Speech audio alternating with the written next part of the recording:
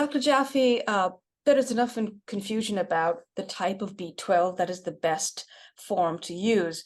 What are your thoughts on that? My thought is that nature's form is the best form. Hydroxycobalamin is nature's B12. If you follow nature, nurture, and wholeness, if you follow nature's alkaline way, you will want the easily converted hydroxycobalamin as long as you have a liver.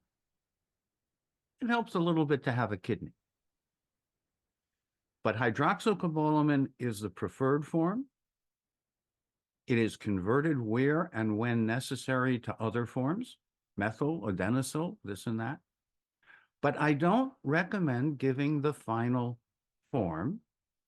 First of all, you are now flooding the body with a form of B12 that is normally restricted.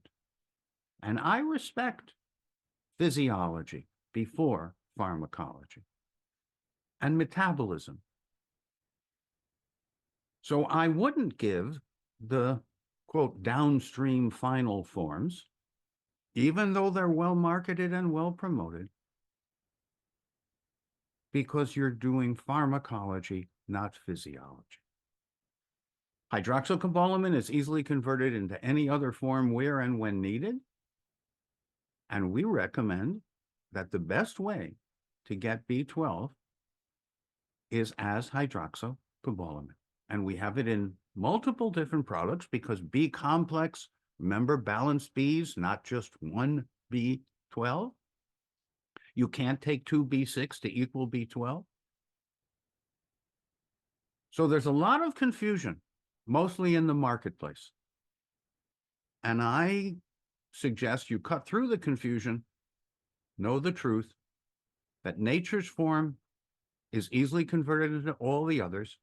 So it's hydroxycobalamin now, hydroxycobalamin tomorrow, and hydroxycobalamin for the duration.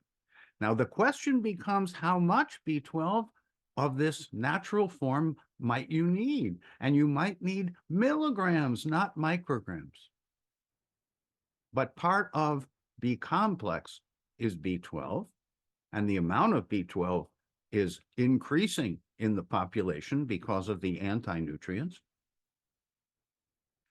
So be aware of nature's B12, hydroxycobalamin, but also be aware that you need enough B complex to keep your urine sunshine yellow.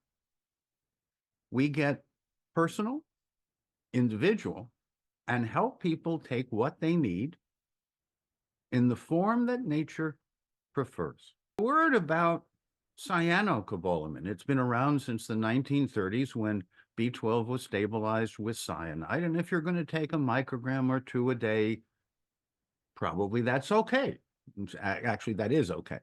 The body can handle a small amount of cyanide. But the amounts of B12 that we need today as hydroxycobalamin, you would not take cyano because it would be too much cyanide. And more importantly, it turns out hydroxo is the more bioavailable form. Cyano is not quite so bioavailable. So cyano for history is important. But today, given the amounts of B12 we need, hydroxycobalamin, not cyano, not any other form, just hydroxycobalamin.